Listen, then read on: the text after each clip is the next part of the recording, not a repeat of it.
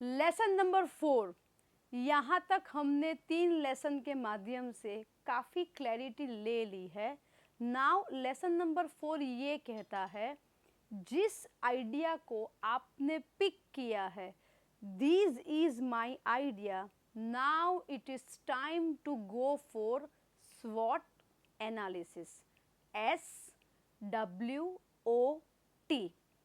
आपके आइडिया के ऊपर अब आपको सोचनी है उसकी strength, that is S, weaknesses, that is W, opportunities, that is O, and threats, that is T।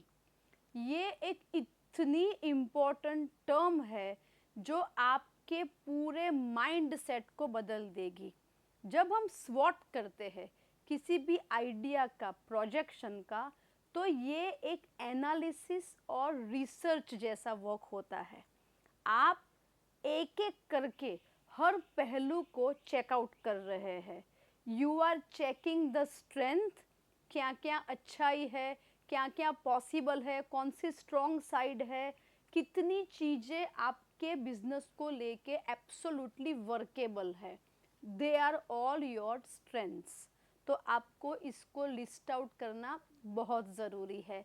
जैसे मैंने बिजनेस प्लान ड्रॉ कर लिया, मैंने अपना आइडिया फाइनल कर दिया, मगर उस आइडिया के ऊपर अगर मेरा स्वॉट एनालिसिस नहीं है तो ये 50-50 चलेगा। तो सबसे पहले आप एस का लिस्ट बनाइए।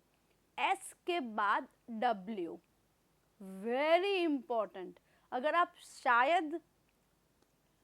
स्ट्रेंथ को इतना वर्कआउट नहीं करेंगे तो चलेगा, मगर वीकनेसेस को लिस्ट आउट करना बहुत ज़रूरी है, क्योंकि आपके आइडिया में क्या क्या वीकनेसेस है, जैसे कि क्या वर्केबल नहीं है, ऐसी कौन सी चीज़ें हैं जो आपकी ओर से वर्केबल नहीं होने वाली। जैसे मैं अपना पिछला एग्जाम्पल कंटिन्यू करती हूँ कि आपको पता है that you are not fit to work at nights, तो ये हुई आपकी वीकनेस। तो आपका जो प्रोजेक्शन है उसमें आपको अवॉइड करना है to plan for any night works और एनी नाइट जॉब्स। एक इंसान को अगर ये पता चल जाए कि उसके पास कितनी अपॉर्चुनिटीज़ आने वाली है, तो उसका एंथुजियाज़म दुगना हो जाता है। तो जब आप ओ करते हो, दैट इज़ अपॉर्चुनिटीज़, तो आपके सामने खुलेगा आपके बिजनेस का पूरा विज़न। कौन से रास्ते से, कौन से माध्यम से कितनी अपॉर्चुनिटीज़ को आप कैटर कर पाओगे, अगर ये आपने एनालिसिस के दौरान ही कर दिया है, तो अपॉर्चुनिटी जब एक्चुअल आएगी तो उसको आइडेंटिफाई करना आपके लिए आसान हो जाता है।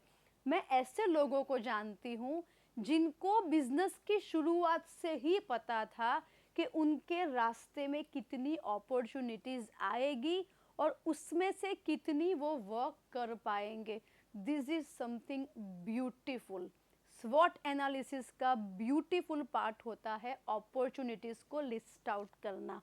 एग्जाम्पल के तौर पे, अगर आप एक शेफ़ हो, होम बेकर हो, और आपने इस आइडिया में अपॉर्चुनिटीज़ को वर्कआउट किया है अंडर कि आप अपनी होम बेक्ड प्रोडक्ट्स को इंटरनेशनल मार्केट में बेचेंगे, अगर ये लिस्ट आउट हो चुका है तो ये निश मार्केट में आप ज़रूर कैच करेंगे और आपका माइंड पूरा रेडी होगा, आपके पास पूरा मैन पावर, सप्लाइंग कैपेसिटी, पूरा प्रोजेक्शन ऑटोमेटिक रेडी हो जाएगा। It is very important to know the opportunities. So the fourth is T, threats. Threats का मतलब है आप ही के बिजनेस में आने वाली पॉसिबल ट्रबल्स, आपके कंपिटिटिव, आपके हिडन कंपिटिटर्स, आपके वो लोग जो आप जैसी ही वेवलेंथ पे आपका ही बिजनेस चला रहे हैं। तो थ्रेट्स को जब हम आइडेंटिफाई करते हैं तो हमारे पास एक लिस्ट रेडी होता है कि क्या क्या मुसीबतें, कौन सी ट्रबल, कौन सी अननोइंग चीज़ें हमारे सामने आ सकती है।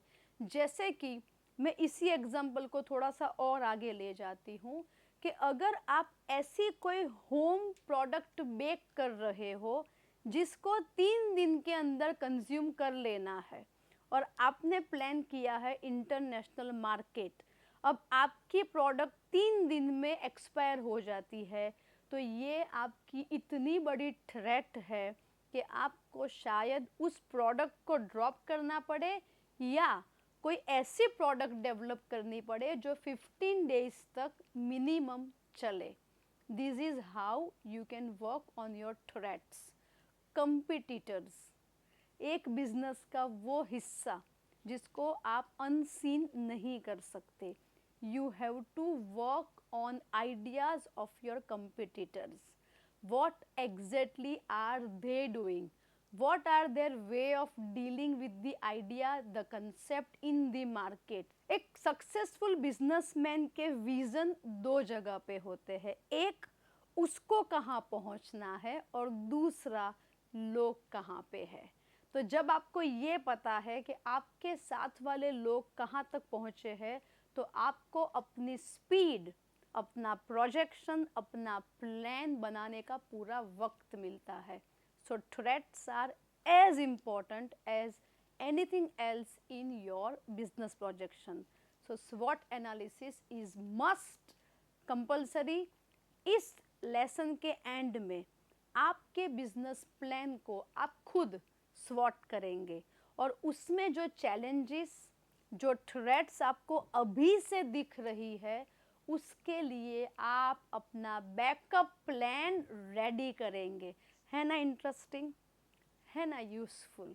इसीलिए ज़रूरी होता है स्वॉट एनालिसिस। वापस मिलेंगे नेक्स्ट वीडियो में। Till then all the best.